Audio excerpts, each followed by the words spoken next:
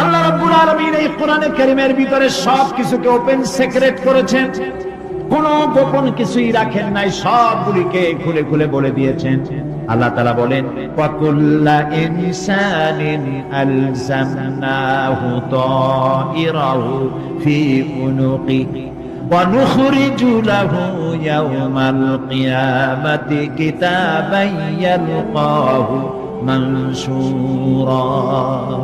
ওয়াকুল্লা ইনসানিন আলজামনাহু তাইরাহু ফি উনুকি, আমি প্রত্যেক মানুষকে, মানুষের কর্মকে তার গ্রীবা লগ্ন করে দিয়েছি। এই যে গলা, এই গলার কাছে একটা ঘুটলির মতো, একটা সিম কার্ডের মতো এইখানে আমি রেখে দিয়েছি। কোথায়? কোন গলা? কে বলতেছেন এই কথা? এই ঘুটলির ভিতরে তুমি যা করতেছো সব লিপিবদ্ধ হচ্ছে। সুবহানাল্লাহ বলেন। এখন বলতে পারেন অদৃশ্য এই ঘুটলি, এটা তো দেখি না, এটা কে বলতেছে? আমি কিন্তু দেখতে পাচ্ছি না। আপনারা দেখেন নাকি? কেউ দেখে? হাত দিয়ে ধরে দেখেন, পান নাকি? ধরাও যায় না, দেখাও যায় না। আল্লাহ বলছেন আছে, তাহলে বিশ্বাস করতে হবে। এর ভিতরে সব রেকর্ড হয়ে যাচ্ছে। আপনি বলবেন এতটুকু ঘুটলির মধ্যে, তাবিজের মধ্যে আমার সারা জীবনের সব কথার সব কাজ ঢোকে কেমনে? কেমনে লেখা? তাহলে পাল্টা প্রশ্ন করি, আপনার মোবাইলের সিম কার্ডে এত ফোন নাম্বার, এত ইমেল, এত কি বলে, এত টেক্সট, এত কিছু, আপনার আরো কি জানি আছে, মেসেজ দেওয়াটা হাবিজাবি আছে না, অনেক কিছু খুশি সুদ্ধা, এগুলো কেমনে হয়? ছোট্ট একটা সিম কার্ডের মধ্যে কেমনে হয়? শত শত টেলিফোন নাম্বারের মধ্যে ঢুকে যায়। আমার একটা টেলিফোন দিয়ে মোবাইল দিল, কোথা থেকে দিল? লিসবন। কোথায়? কি আন্দাজে কষ্ট। লিসবন হচ্ছে পর্তুগালের রাজধানী। পর্তুগালের রাজধানী, সেখানে প্রোগ্রাম ছিল, ওরা আমাকে একটা মোবাইল দিল। এটি যে কত ফাংশন আল্লাহ ভালো জানে, আমি এখনো শিখতে পারিনি। এত ফাংশন, এতটুকু একটা মোবাইল। কম্পিউটার, কম্পিউটারের ছোট্ট একটা মাইক্রোচিপ যন্ত্র, যে কম্পিউটার ব্যবহার করা এখন বাচ্চা ছেলেপেলেরাও জানে। এটা একটা পৃথিবীর বিস্ময়। এই কম্পিউটার, আপনি যান ব্যাংকে, কম্পিউটারের ছোট্ট সেই মাইক্রোচিপসের মধ্যে সারা চট্টগ্রামের সমস্ত মানুষের টাকা লেনদেন, ট্রানজাকশন, এর যা কিছু আপনি করেছেন সব কিছুর হিসাব এখানে রয়েছে, আছে না? তাহলে এতটুকু একটা মাইক্রোচিপসের মধ্যে এত সহস্র কোটি কোটি টাকার হিসাবপত্র, লেনদেন, এই ছোট্ট জিনিসের মধ্যে ঢুকাবার মতো জ্ঞান মানুষের মাথায় দিছে কে? বলেন কে? সেই আল্লাহই তো গলায় ঝুলাই রাখছে। তাহলে এটা সম্ভব না? সম্ভব কিনা? সম্ভব। এখন এই কথাগুলি বলে আল্লাহ মানুষের ক্ষতি করছেন না উপকার করছেন? উপকার করছেন। এইটা যদি আমার বিশ্বাসে থাকে যে আমার গলার কাছে এরকম একটা সিম কার্ড আছে, একটা সিম আছে মোবাইলের মধ্যে, এটা মনে করেন মোবাইলের একটা সিম গলায় ঝুলানো আছে, এটা সব উঠতেছে, যা বলেন তাই ওঠে, যা করেন তাই ওখানে লেখা হয়। সুবহানাল্লাহ। এই বিশ্বাস যদি আমার হয়, আমি ভালো মানুষ হয়ে যেতে পারবো। সুবহানাল্লাহ। আমি খারাপ কাজ করতেই পারবো না। এই জন্য আল্লাহ পরকালের কথাগুলি কোরআনে কারীমের মধ্যে এত বেশি করে বলেছেন। মানুষের চরিত্রবান হওয়ার জন্য আল্লাহর ভয়, পরকালে বিশ্বাস, এর থেকে বড় ওষুধ পৃথিবীতে আর নাই। সব লেখা আছে। মানুষ বিশ্বাস করে না, এই হলো মূল কথা। যতক্ষণ মাহফিলে থাকে কেমন লাগে? এই যে বসে আছেন ঘন্টার পর ঘন্টা, কেমন লাগে? কোন বেহেশতের মতো। বাড়ির কথা মনে আছে এখন? বউর কথা মনে ওঠে? ছেলে মেয়ের কথা মনে ওঠে? সুবহানাল্লাহ কইতে ইচ্ছা করে না? মাজালিসুল ইলম হিয়া রাওদাতুম মিন রিয়াদিল জান্নাহ। এখানে ইলম আলোচনা করা হচ্ছে, কোরআন আলোচনা করা হচ্ছে। এটা তো রজবালি প্যারেড ময়দান নয়, এটা জান্নাতের টুকরা হয়ে গিয়েছে। বেহেশতের বাগানে বসে আছে। বেহেশতে মানুষেরা দুনিয়ার কথা চিন্তা করবে না। দুনিয়া কি? এটা পায়খানা। এখানে আসছিল ওই পায়খানা করার জন্য, এটা পায়খানা। আর মানুষেরা পায়খানা সাজাবার কাজে ব্যস্ত আছে। আসল ঘর ভুলে গেছে। আসল ঘর কোনটা? প্রিয় ভাই, সব মানুষ বোঝে না, ভুলে যায়। সিগারেটের প্রত্যেকটা প্যাকেটে লেখা থাকে ইহা স্বাস্থ্যের জন্য ক্ষতিকর, তারপরেও কি টানা টানে দেখছেন? বিশ্বাস করে গা সহ হয়ে গেছে। আমলনামা তৈরি হচ্ছে, হঠাৎ করে কিয়ামতে বানায় দেওয়া হবে না। আপনার আমার বডির সাথে লাগানো ওই সিম কার্ডে সব লেখা হয়ে যাচ্ছে, কিয়ামতের দিন এগুলি হাতে দেওয়া হবে। আর আল্লাহ তাআলা বলবেন, ইকরা কিতাবাকা কাফা বিনাফসিকাল ইয়াউমা আলাইকা হাসিবা। ইকরা কিতাবাক, তাকে বলা হবে এবার তুমি পড়ো। কাফা বিনাফসিকাল ইয়াউমা আলাইকা হাসিবা, তোমার এই কিতাব পড়ো, আর তোমার এই হিসাব গ্রহণ করার জন্য কিতাবটা ভালো করে পড়ো। তোমার নিজের হিসাব নেওয়ার জন্য তুমি নিজেই যথেষ্ট। তুমি দোজখে যাবা না বেহেশতে যাবা, তুমি নিজেই সিদ্ধান্ত নাও কোথায় যাবে। তোমার নিজের কি করছিলা এখন তুমি দেখো। এই জন্য আমি বলি মাঝে মধ্যে আমরা এখন হিসাব করতে পারি এখানে বসে আমাদের কি হওয়া উচিত। ছোটবেলার কথা মনে আছে? নাই, মনে নাই? এই যে স্কুল থেকে পলাইছিলেন, তারপরে 2 দিন পর স্কুলে গিয়ে হাজির হয়েছেন, মাস্টার জিজ্ঞেস করলো গতকাল আসো নাই কেন? তখন বললেন মা বলেছেন আমার নাকি পেটে ব্যথা হয়েছিল। এইসব স্কুল ফাঁকি দেওয়া, মাইর খাওয়া, মানুষের বাড়ির লিচু খাইতে গিয়ে চুরি করিয়া কিল খাওয়া, এইসব ছোট ছোট কথা মনে পড়লে এখনো হাসি পায়। এসব কথা মনে আছে না? ছোট ছোট কথা, ছোট ছোট কথাগুলি যদি মনে থাকে তাহলে কোন হোটেলে, কোন বাগানে, কোথায় কোন পাপ করেছেন তা মনে নাই। এখন নিজে হিসাব করেন জায়গা কোথায় হওয়া উচিত, পাপ করেছেন কত, ভালো কাজ করেছেন কত, নিজে হিসাব করে দেখেন কোন দিকে যাবেন। আমরা নিজেরাই যথেষ্ট হিসাবের জন্য। আল্লাহ তাই বলবেন কিয়ামতের দিনে, ইকরা কিতাবা, তোমার কিতাব তুমি পড়ো, তোমার হিসাব নেওয়ার জন্য তুমিই যথেষ্ট। আহারে,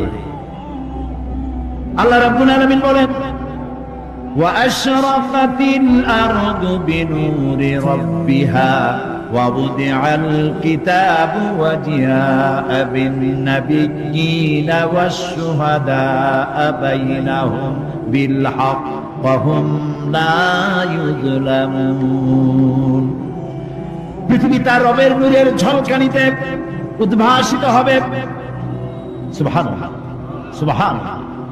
আল্লাহর নূরের ঝলকানিতে গোটা পৃথিবী উদ্ভাসিত হয়ে যাবে। আমলনামা তুলে ধরা হবে, পয়গম্বর এবং সাক্ষীগণকে হাজির করা হবে এবং সকলের প্রতি সুবিচার করা হবে, তাদের কারো প্রতি জুলুম করা হবে না। আল্লাহ গ্যারান্টি দিচ্ছেন কারো প্রতি জুলুম করা হবে না।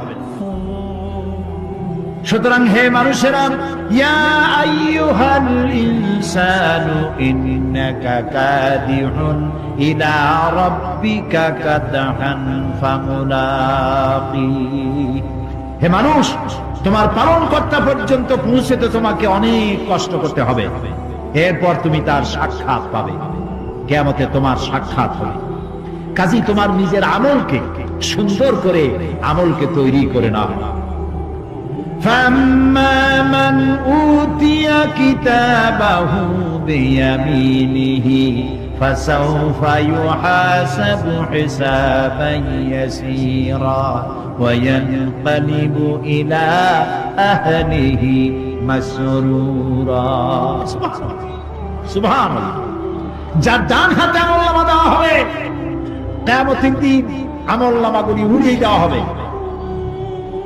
ইমানদারের সামনে থেকে কোন হাতে, আর বেঈমানের পিছন থেকে বাম।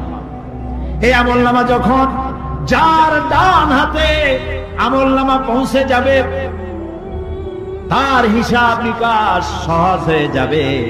আমলনামা হাতে করে আনন্দ চিত্তে সে আপন পরিবারের সঙ্গে মিলিত হতে পারবে। সুবহানাল্লাহ। আল্লাহ কিয়ামতের দিন দয়া করে আমাদের আমলনামা আমাদের ডান হাতে দিয়ে দিও। আল্লাহ তাআলা দয়া করে আমাদের হাতে, আমাদের ডান হাতে আমাদের আমলনামা দিও। দয়া করে আমাদের আমলনামা আমাদের ডান হাতে দিও। আনন্দ চিত্তে পরিবারের সঙ্গে দেখা করে সব পরিবার, মা বাপ, স্ত্রী পুত্র পরিজন, ভাই বোন, বন্ধু বান্ধব নিয়া এক জান্নাতে থাকার তৌফিক দিও। আয় আল্লাহ, বিগত 26 বছর যারাই মাহফিলে এসেছেন তাদেরকে নিয়ে এক জান্নাতে থাকার আমাদেরকে তৌফিক দিয়ে দিও।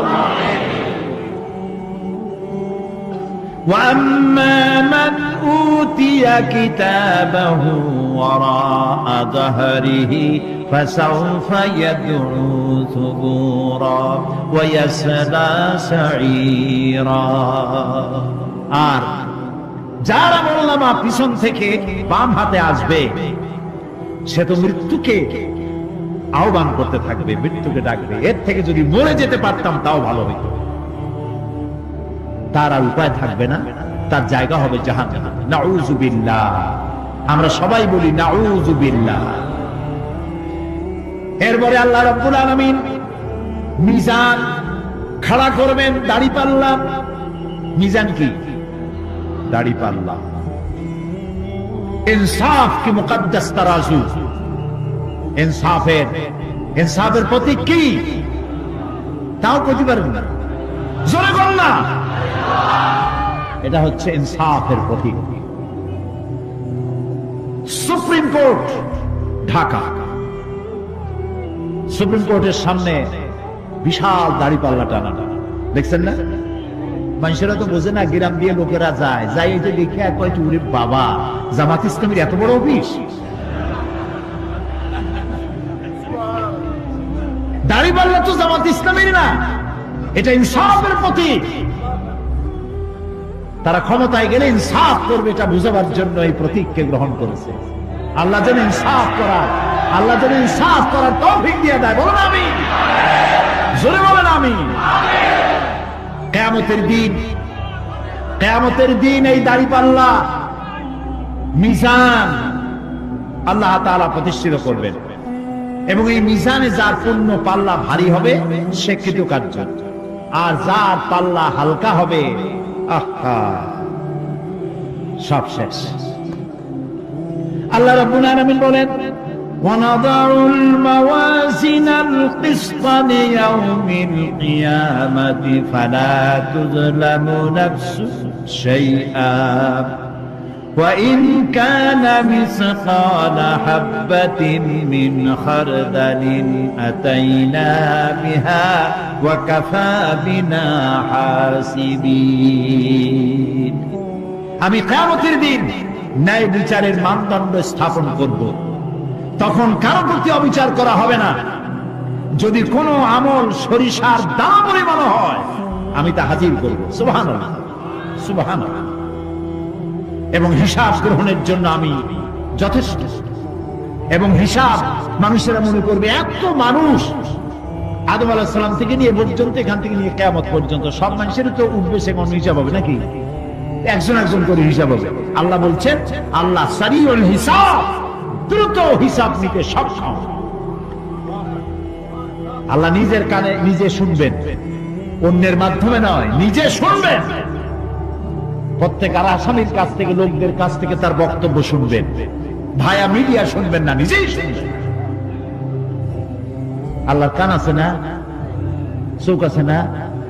লোকেরা এই যে বইপত্রে লেখে আল্লাহ হচ্ছে নিরাকার, কত বড় বাজে কথা। আল্লাহ নিরাকার, আমরা এমন এক আল্লাহর ইবাদত করি, তিনি আমাদের কিছু শুনতে পান না, কান টান নাই, তিনি আমাদের কিছু দেখতে পান না। এরকম নাকি আল্লাহ তাআলা? আল্লাহ তাআলা কোরআন শরীফে বলেছেন, আল্লাহর হাত, আল্লাহর পা, আল্লাহর চোখ, আল্লাহর মুখ। তবে এগুলি কি রকম? আল্লাহর হাত, পা, চোখ কেমন, আকারটা কেমন? এর একটাই জবাব। কয়টা জবাব? জোরে বলেন। একটাই জবাব, আল্লাহর যেমন হওয়া উচিত তেমন। সুবহানাল্লাহ বলে, সুবহানাল্লাহ বলে। এর থেকে আর কোনো জবাব নাই। এই একটাই জবাব, আল্লাহর যেমন হওয়া উচিত ঠিক তেমন। লাইসা কামিসলিহি শাইউন, আল্লাহর অনুরূপ, আল্লাহর মতো আকাশেও কিছু নাই, জমিনেও কিছু নাই। এটা আমাদের ঈমান, এটা আমাদের কি? সুতরাং তিনি জুলুম করবেন না এবং হিসাব নেবেন, আর যথার্থ হিসাব নেবেন। সেখানে কারো প্রতি কোনো জুলুম করা হবে না।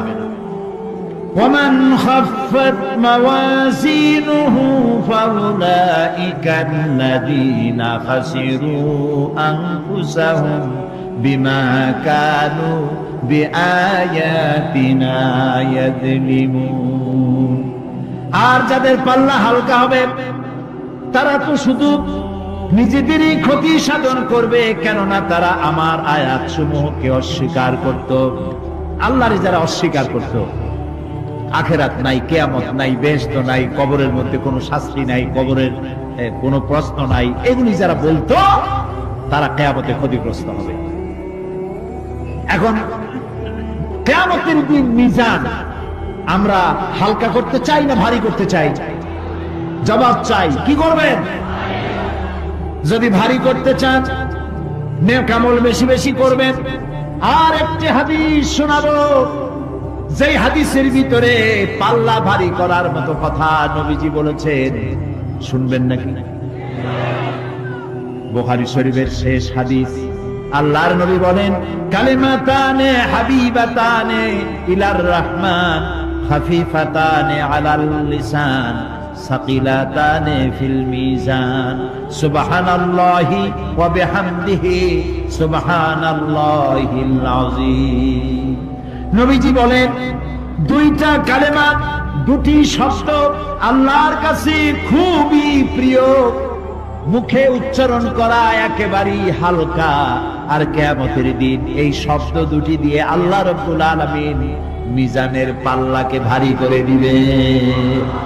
সেই শব্দ দুটি হলো, পড়েন আমার সাথে, সুবহানাল্লাহি ওয়া বিহামদিহি সুবহানাল্লাহিল আযীম। সবাই পড়েন, সুবহানাল্লাহি ওয়া বিহামদিহি সুবহানাল্লাহিল আযীম সুবহানাল্লাহি ওয়া বিহামদিহি সুবহানাল্লাহিল আযীম।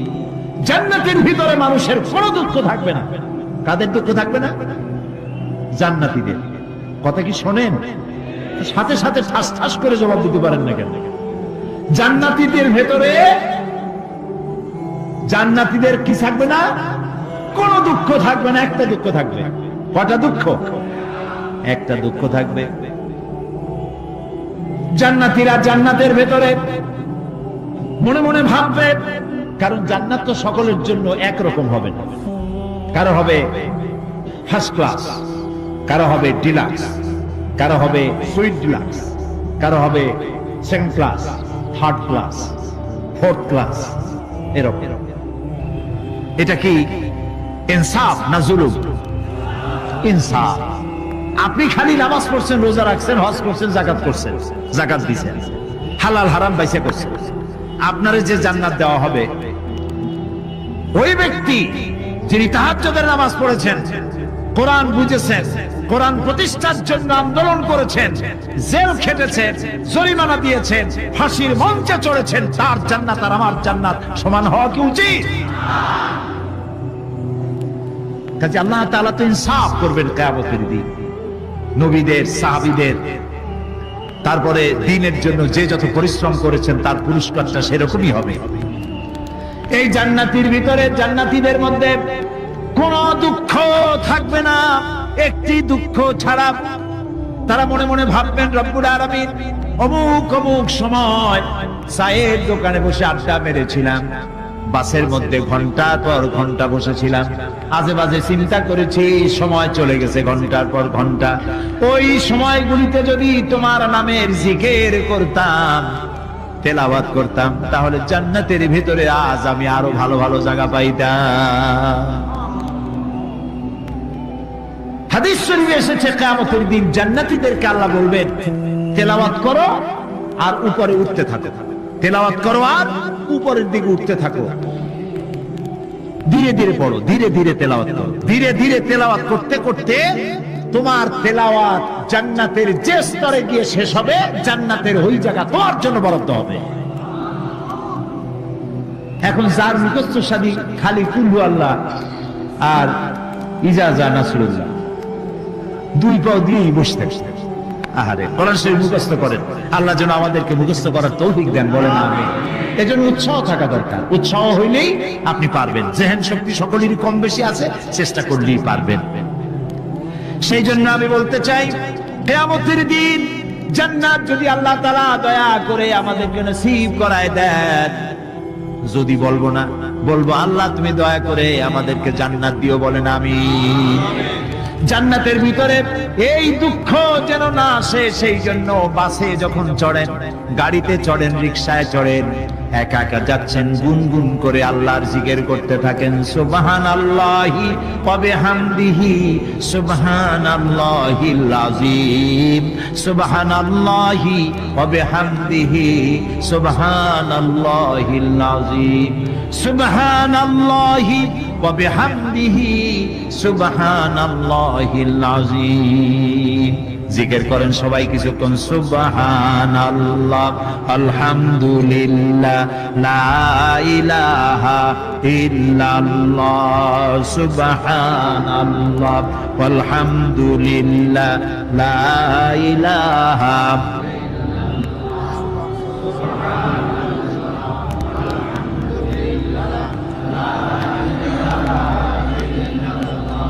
ভালো লাগে না? মজা লাগে না?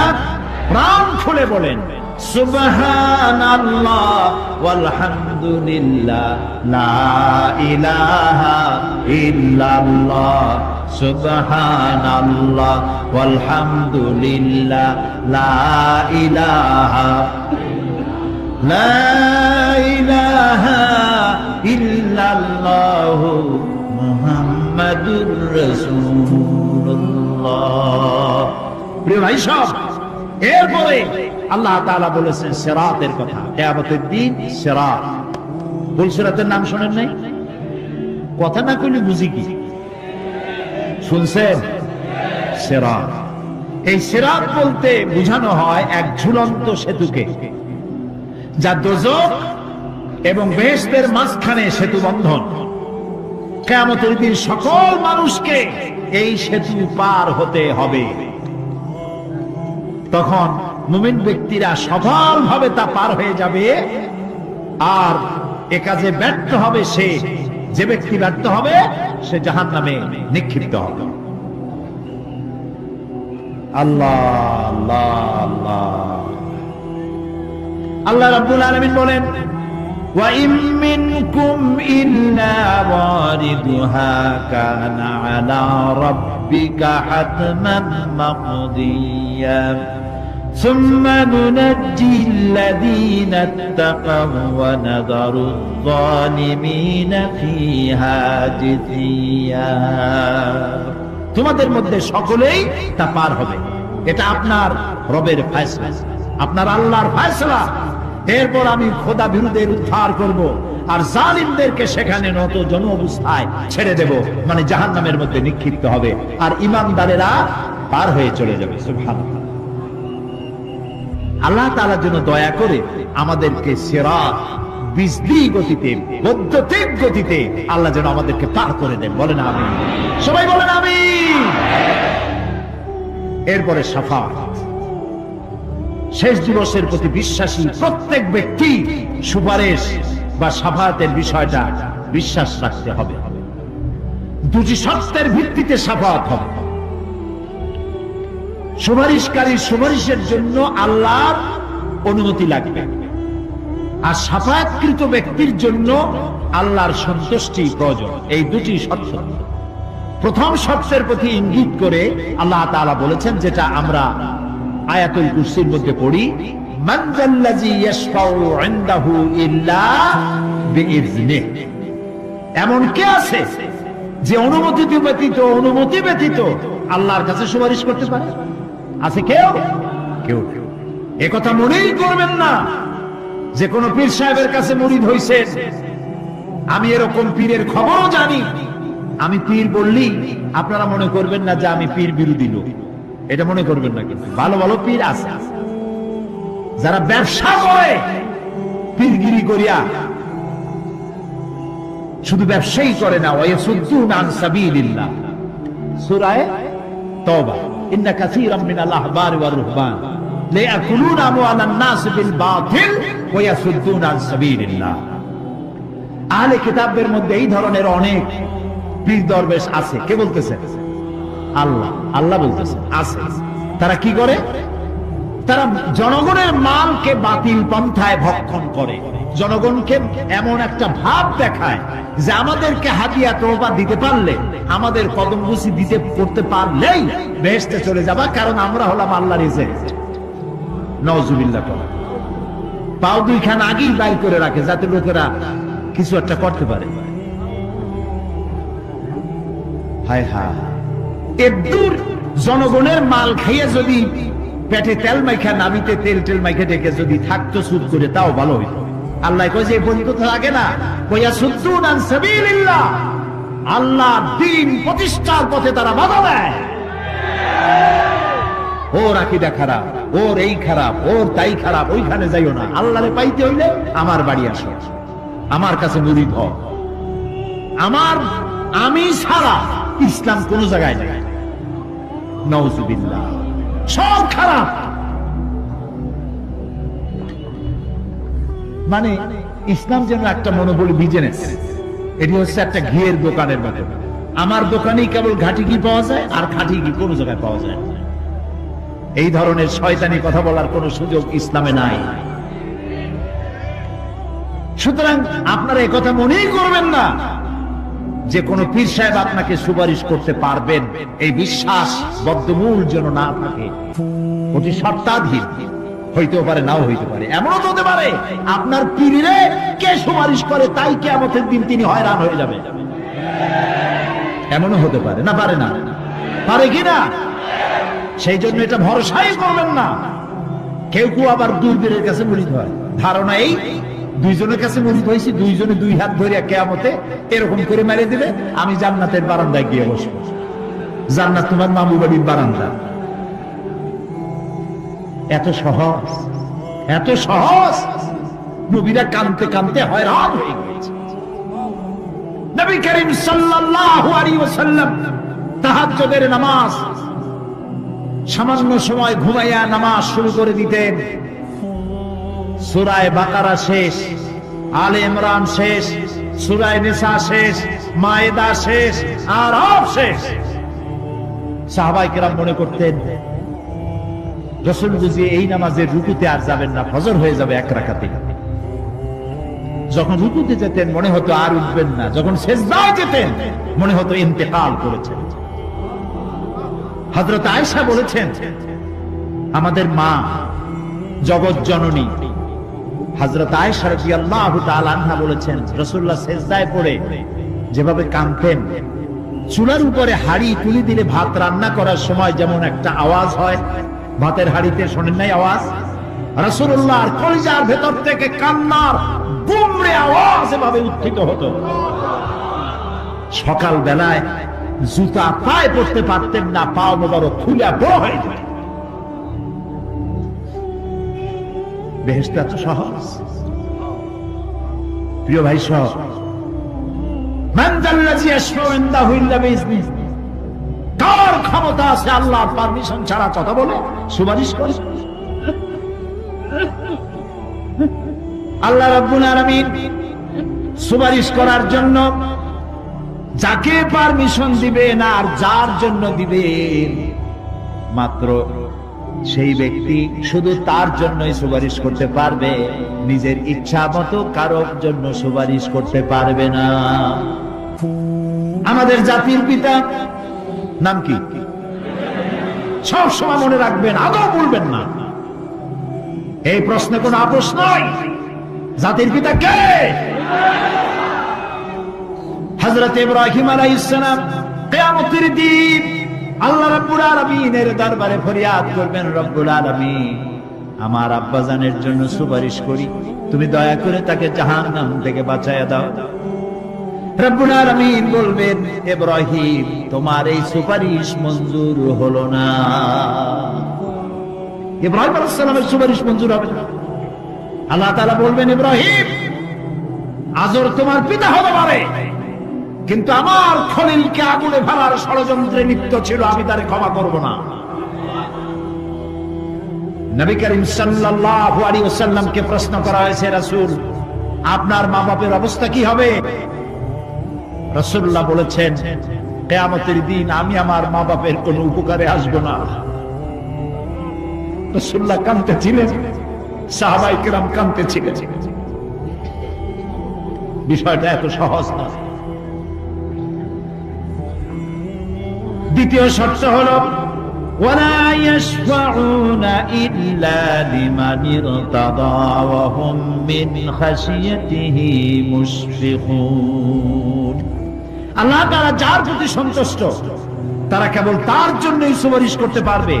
বস্তুত সেদিন তারা আল্লাহর ভয় সকলেই ভীত সন্ত্রস্ত থাকবে। কি এর সুপারিশ? ভয়ের চোটে থাকবে অস্থির। সব পয়গম্বর নফসি নফসি বলে চিল্লাবে, বলবে আল্লাহ আমারে বাঁচাও, আমারে বাঁচাও। মুসা আলাইহিস সালাম, নূহ আলাইহিস সালাম, ইব্রাহিম আলাইহিস সালাম, ইয়াকুব আলাইহিস সালাম, সব নবীরা কাঁদবেন, বললে আল্লাহ আমারে বাঁচাও, আমারে বাঁচাও।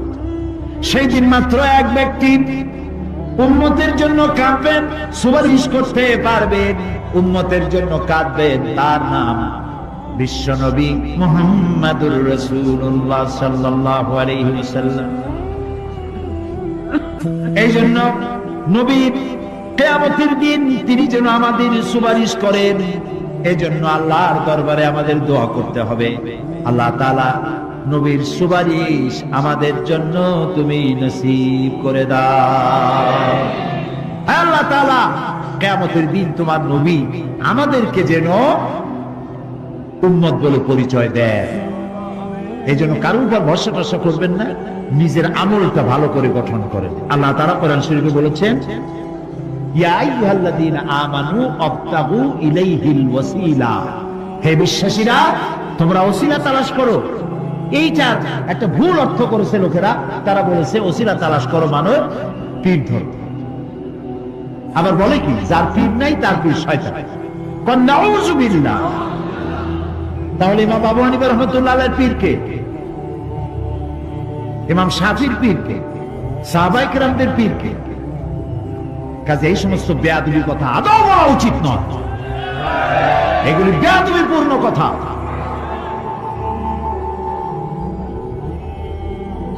প্রিয় ভাই সব, আল্লাহ রাব্বুল আলামিনের উপরে ভরসা করে নিজের আমলকে ভালো করতে হবে। আবতাগু ইলাইহিল ওয়াসিলা আয় আমল সালেহ। আবতাগু ইলাইহিল ওয়াসিলা, তুমি নেক আমলের ওসিলা করো আল্লাহর কাছে, নিজের আমলগুলিকে ভালো বানাও, ভালো ভালো কাজ করো। সুপারিশ সম্পর্কে সর্বশেষ কথা বলতে চাই। আল্লাহ রাব্বুল আলামিন বলেন, কুল লিল্লাহিস শাফাআতু জামিআ লাহু মুলকুস সামাওয়াতি ওয়াল আরদি সুম্মা ইলাইহি তুরজাউন। হে নবী, স্পষ্টভাবে জানিয়ে দিন সমস্ত সুপারিশ কেবল আল্লাহর ইখতিয়ারাধীন। কে বলতেছেন? শুনতেছেন কথা? কে বলতেছেন? আবার শোনাই। আল্লাহ তাআলা বলছেন, কুল লিল্লাহিস শাফাআতু জামিআ, বলে দিন হে নবী সুপারিশের সমস্ত ব্যাপারটি কেবলমাত্র আল্লাহর ইখতিয়ারাধীন। আসমান এবং জমিনে তারই সাম্রাজ্য বিস্তৃত, অতঃপর তারই কাছে তোমাদের সকলকে ফিরে যেতে হবে। সুপারিশের মালিক কেউ নয়, আল্লাহ নিজেই। তিনি যাকে পারমিশন দিবেন, যার জন্য পারমিশন দিবেন, তাছাড়া আর কোনো উপায় নাই। প্রিয় ভাই সব, এতক্ষণ যে আলোচনা করলাম এর দ্বারা প্রমাণিত হলো এ দুনিয়া ক্ষণস্থায়ী এবং আখিরাত চিরস্থায়ী। সুবহানাল্লাহ বলবেন না? এ দুনিয়া কি আর আখিরাত কি? চিরস্থায়ী। দুনিয়ার মহব্বত আমরা কোনটারে মহব্বত করি, আখিরাতের না দুনিয়া? কোন বলতে লজ্জা করে? দুনিয়ার ভালোবাসি বেশি, এতে কোনো সন্দেহ আছে?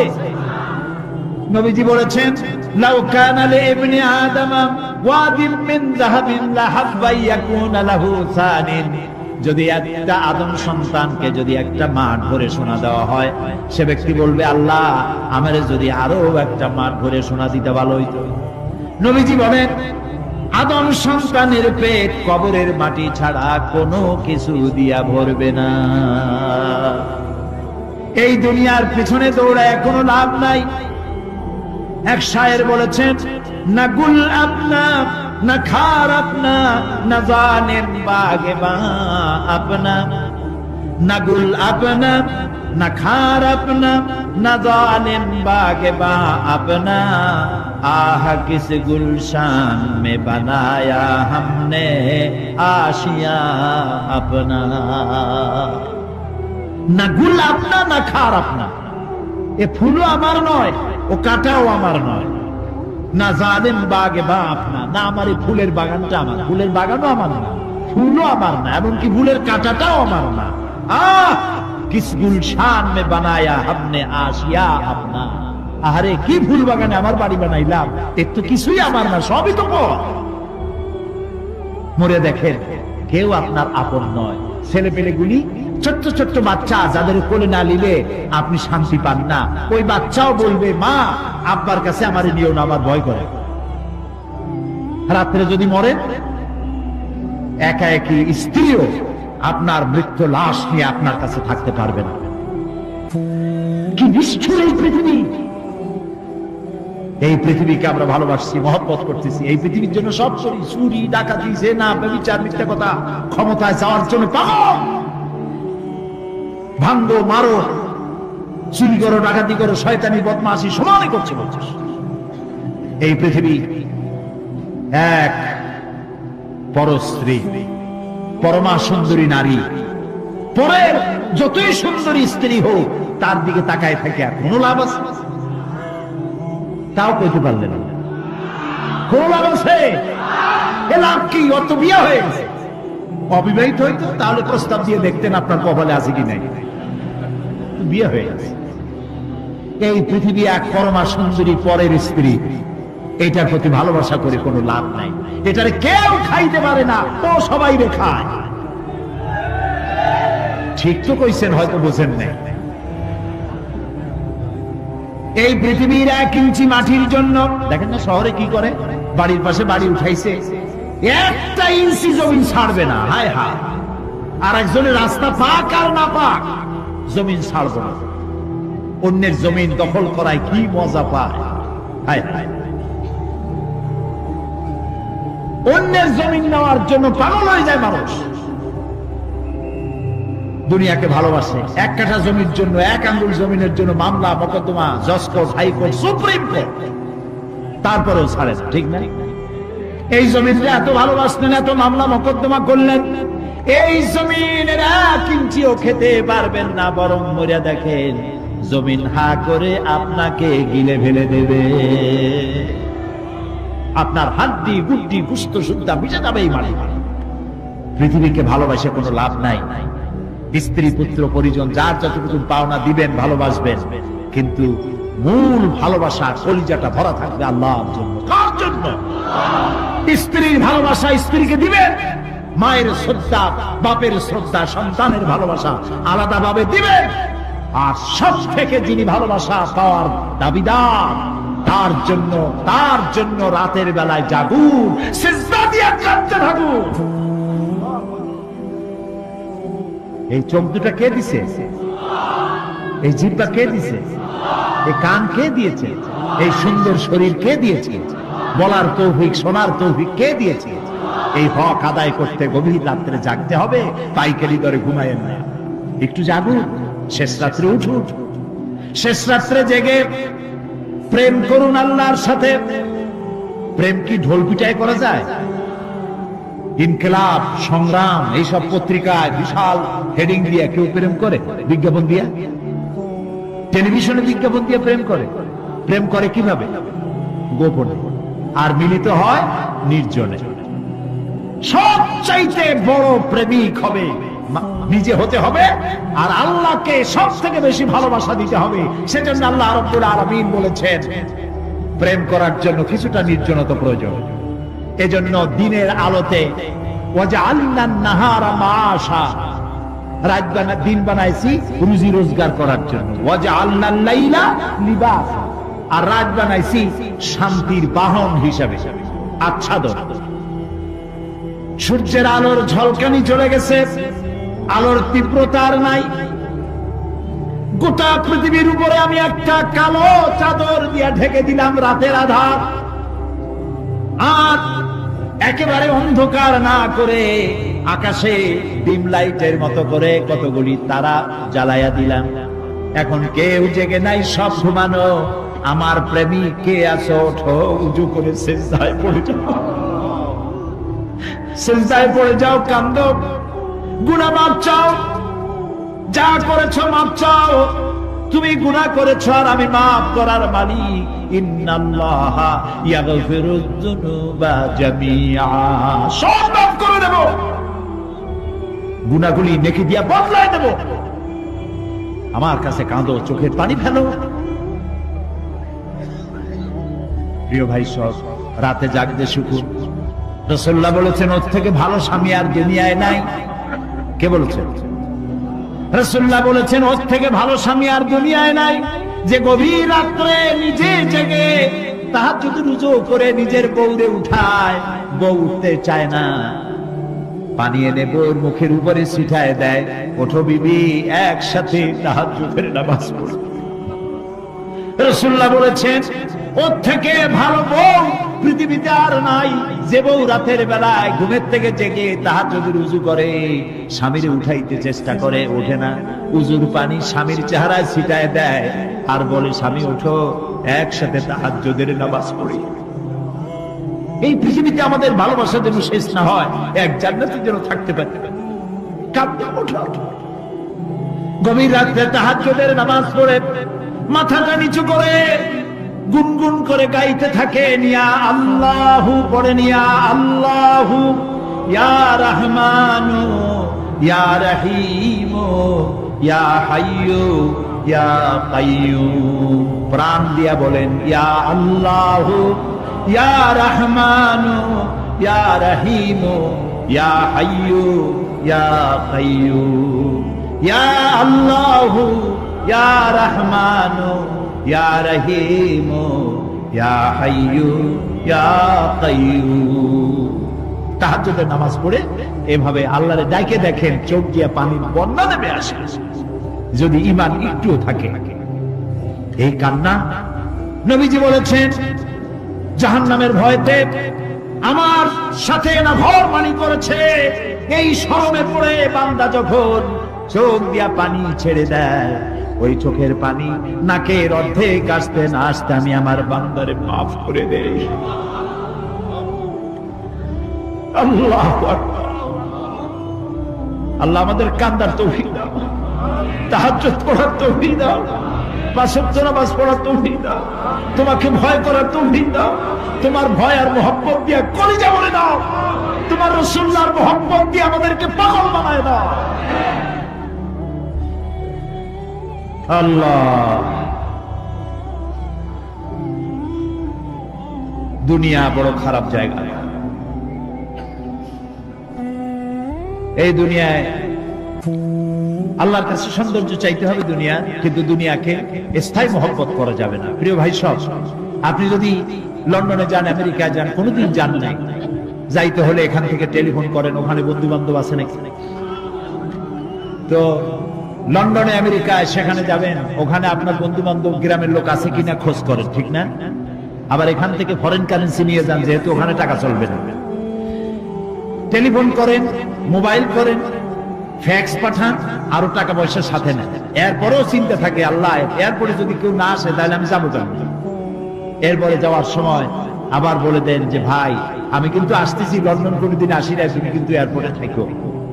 একটা বিদেশে যাওয়ার জন্য এত প্রস্তুতি নেন, তো সব জায়গায় বন্ধু বান্ধব কেউ না কেউ তো আছে, কিন্তু আমরা এমন একটা দেশে যাব যেখানে কেউ নাই, ফরেন কারেন্সি চলে না, গ্রামের লোক নাই, বাবা নাই, বন্ধু নাই, মা নাই, কেউ নাই।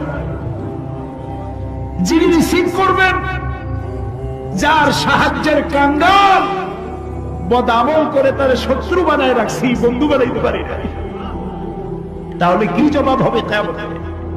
কি হবে কবরে? কি হবে উপায়? এই জন্য প্রিয় ভাইয়েরা আমার, দুনিয়ার সঙ্গে মহব্বত কমায় দিয়া আখিরাতের মহব্বত বেশি করে করতে হবে। আর দুনিয়ায় যতদিন বেঁচে আছি ততদিন নেক আমল করে মানুষের সাথে সদাচরণ করতে হবে। আল্লাহ তাআলা বলেছেন লাইসাল বিররা আন তুওয়াল্লু wujuhakum qibalal masyriqi wal maghribi walakinnal birra man amana billahi wal yawmil akhir। পূর্ব এবং পশ্চিমে কতবার তুমি মাথা ঝুঁকাইছো, এটাই কিন্তু তোমার জন্য কল্যাণ, এর মধ্যে কল্যাণ নিহিত নয়। তার মানে কি, আপনি কত সেজদা আল্লাহরে দিলেন, কত মানুষ তো আছে সেজদা দিতে দিতে কপালে কালো দাগ হয়ে গেছে, আছে না? কিন্তু মিথ্যা ছাড়ে না, ঘুষ ছাড়ে না, সুদ ছাড়ে না, মানুষের হক নষ্ট করছে, গভর্নমেন্টের হক নষ্ট করে, জনগণের হক নষ্ট করে, আছে না এমন? তাহলে কপালে দাগ পড়ায় লাভটা হইল কি? এই জন্যই আল্লাহ বলছেন কপালটা, চেহারাটা কোন দিকে ঘুরাইলা, পূব দিকে না পশ্চিম দিকে, এটার উপরে কল্যাণ নিহিত নয়। প্রকৃত কল্যাণ, প্রকৃত ঈমান, প্রকৃত নেকি কাজ হচ্ছে আল্লাহরে বিশ্বাস করে জীবন পরিচালনা এবং পরকালকে বিশ্বাস করা। আল্লাহ যেন সেই বিশ্বাসে আমাদেরকে ধনী বানায় দেন, আমরা বলি আমিন। আজ এ পর্যন্ত, আগামীকাল আরো কথা বলবো। এ কথাগুলি আল্লাহর, এ কথাগুলি কার? আল্লাহ যেন আমাদেরকে আমল করার তৌফিক দেন। পয়গম্বরের ছেলে পর্যন্ত বিগড়ে গেছে। নূহ আলাইহিস সালাম আল্লাহর পয়গম্বর, ছেলে কাফের। লূত আলাইহিস সালাম আল্লাহর পয়গম্বর, স্ত্রী কাফের। আছে না? হেদায়েতের মালিক কে? দেখেন, ফেরাউন কাফের, স্ত্রী আসিয়া মুমিনা। সুবহানাল্লাহ বিহামদি। চিন্তা করে হেদায়েত কত বড় নিয়ামত। ফেরাউন তাকে চাপ দিয়েছে, মানসিক ভাবে বলেছে আমার উপর ঈমান আনো, মূসা আলাইহিস সালামের উপর ঈমান ছেড়ে দাও, তাকে বাদ দাও, মূসা আলাইহিস সালামের আল্লাহর উপর বিশ্বাস প্রত্যাহার করো। আসিয়া বলছি তোমার উপর ঈমান আনবো, তুমি যে কেমন খোদা, আমার চাইতে ভালো তো কেউ জানে না, আমি তোমারে খোদা বলে মানি না। ফেরাউন বলল, লোক লস্করকে ডেকে বলল, এরে নিয়ে যাও, এদেরকে তক্তার মধ্যে লোহাগুলি ফুটায় দিয়া সেই লোহার উপরে ভুট করে শোয়ায় দাও, আর চতুর্দিক থেকে মারতে থাকো, পিটাইতে থাকো, লোহাগুলি শরীরে ফুটতে থাকো, তার চিল্লানির আওয়াজ যেন আমি সিংহাসনে বসে শুনতে পাই। আল্লাহর এই বান্দিকে তক্তার উপরে হাজার লোহা পিটাইয়া তক্তা উল্টায় দিয়েছে, লোহাগুলি কি হয়েছে? খারাপ হয়ে গেছে। ওর উপরে ভুট করে শোয়াইয়া পিটানো শুরু হয়েছে। হযরতে আসিয়া প্রাণ ভিক্ষা চাইলেন না।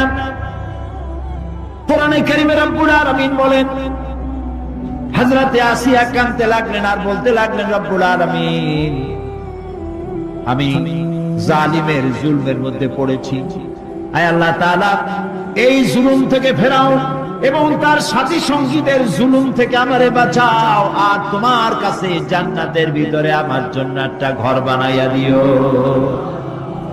আমাকে ঈমানের মউত দিও। রব্বুল আলামিন ফেরেশতাদেরকে অর্ডার করলেন, আমার ফেরেশতারা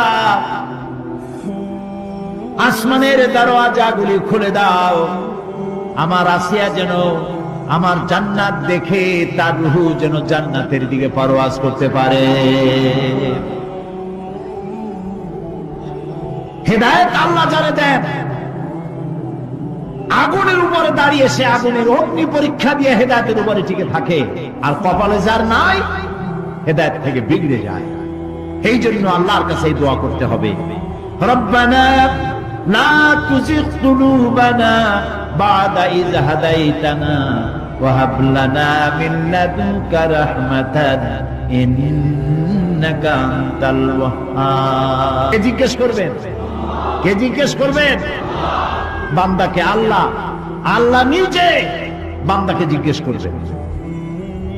বান্দা হয় কলিজা গলার কাছে চলে আসবে, আবার মৃত্যুর মতো ভয় সৃষ্টি হয়ে যাবে, কাঁদতে কাঁদতে অস্থির হয়ে যাবে, বলবে আল্লাহ আমি তো করে ফেলেছি, আমি তোমার কাছে মাপ চাই, আমাকে ক্ষমা করে। বান্দার এই হয়রানি আর পেরেশানি দেখে আল্লাহ রাব্বুল আলামিন বলবেন, বান্দা যাও, চলে যাও, আমার জান্নাতে চলে যাও, আমি তোমার মাফ করে দিলাম।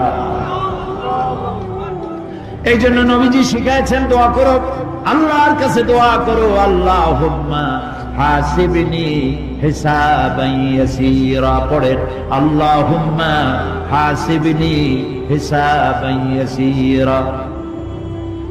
মানুষের যে সাধারণ হিসাব হবে সে সম্পর্কে আল্লাহ পাক বলেন ইয়াউমা ইদিন তু'রাদুনা লা তাখফা মিনকুম খাফিয়া। সেদিন তোমাদের হিসাব নিকাশ পেশ করা হবে এবং তোমাদের কোনো বিষয় গোপন রাখা হবে না, কিচ্ছু গোপন থাকবে না, সব প্রকাশিত হয়ে যাবে। ইন্না লিল্লাহি ওয়া ইন্না ইলাইহি রাজিউন। আল্লাহ তাআলা বলেন يومئذ يصدر الناس أشتاتا ليروا أعمالهم فمن يعمل مثقال ذرة خيرا يره ومن يعمل مثقال ذرة شرا يره। সেদিন মানুষকে বিভিন্ন দলে বিভক্ত করা হবে, সব এক জায়গায় থাকবে হাসরে মানুষ। তখন আসামি খুনি, এই যে বিরাট মাহফিল, বিশাল মাহফিল, এর মধ্যে চোর ডাকাত খুনি এই জাতীয় লোক থাকতে পারে না? পারে কি? তারা কিন্তু এখন নিরাপদ, যেহেতু পুলিশও দেখতেছে না আর র্যাবেও দেখতেছে না, খুব নিরাপদ। কিন্তু হঠাৎ করে যদি বলা হয় এই সমাবেশের ভিতরে সন্ত্রাসী কারা, তাদেরকে আমরা শনাক্ত করেছি, তারা আলাদা হয়ে যাও, তখন অবস্থাটা কেমন হবে? মওতের শামিল হয়ে যাবে, ঠিক না? সমস্ত মানুষেরা হাসরের মাঠে একসাথে থাকবে, হঠাৎ করে হুকুম হবে, আওয়াজ হবে, ওয়ামতাজুল ইয়াওমা আইয়ুহাল মুজরিমুন। অপরাধীর দলেরা আলাদা হয়ে যাও। নেককার থেকে তারা তখন আলাদা হয়ে যাবে, দলে দলে বিভক্ত হয়ে যাবে, বিভক্ত হবে এবং তাদের কৃতকর্ম তাদেরকে এই জন্য করা হবে যাতে করে তাদের কৃতকর্ম তাদেরকে দেখানো যায়। অতঃপর কেউ যদি সরিষা পরিমাণ ভালো কাজ করে পুরস্কৃত করা হবে, সরিষা পরিমাণ খারাপ কাজও যদি করে দেখানো হবে এবং সেজন্য তাকে তিরস্কার ভোগ করতে হবে, শাস্তি দিতে হবে। প্রিয় ভাই সব, সেই কঠিন হাসরের ময়দানে সমস্ত মানব গোষ্ঠীকে একত্রিত করা হবে। আমল নামা বলতে সেখানে বোঝানো হয় আমল নামা উপস্থিত করা হবে, যাতে মানুষের সকল ধরনের কর্মগুলিকে লিপিবদ্ধ করে রাখা হয়েছে। আল্লাহ তাআলা বলেন وَوُضِعَ الْكِتَابُ فَتَرَى الْمُجْرِمِينَ مُشْفِقِينَ مِمَّا فِيهِ وَيَقُولُونَ يَا وَيْلَتَنَا مَا لِهَذَا الْكِتَابِ। আর আমলনামা সামনে রাখা হবে, তাতে যা লেখা আছে তার কারণে আপনি অপরাধীদেরকে ভীত এবং সন্ত্রস্ত দেখতে পাবেন। আল্লাহ তাআলা বলছেন আমলনামা হাতে এসে যাবে এবং এই হাতে আমলনামা পাওয়ার পর তারা বলবে মালি হাযাল কিতাব লা ইউগাদিরু সগীরাতান ওয়ালা কাবীরাতান ইল্লা আহসাহা। এটা কি আশ্চর্য কিতাব! বড় বড় পাপ যা করেছি তাও লেখা হয়েছে, ছোট ছোট পাপ যা করেছি তাও লেখা হয়েছে। ওয়াজাদু মা আমিলু হাদিরান ওয়ালা ইয়াযলিমু রাব্বুকা আহাদা। যা যা তুমি আমল করেছিলে সমস্ত কৃতকর্ম কাগজে পত্রে লেখা আছে। তোমার রব কারো প্রতি জুলুম করবেন না। ওমাল্লাহু বিযাল্লামিন লিল আবিদ। আল্লাহ তাআলা বান্দার উপরে কখনো জুলুম করেন না। এগুলি সব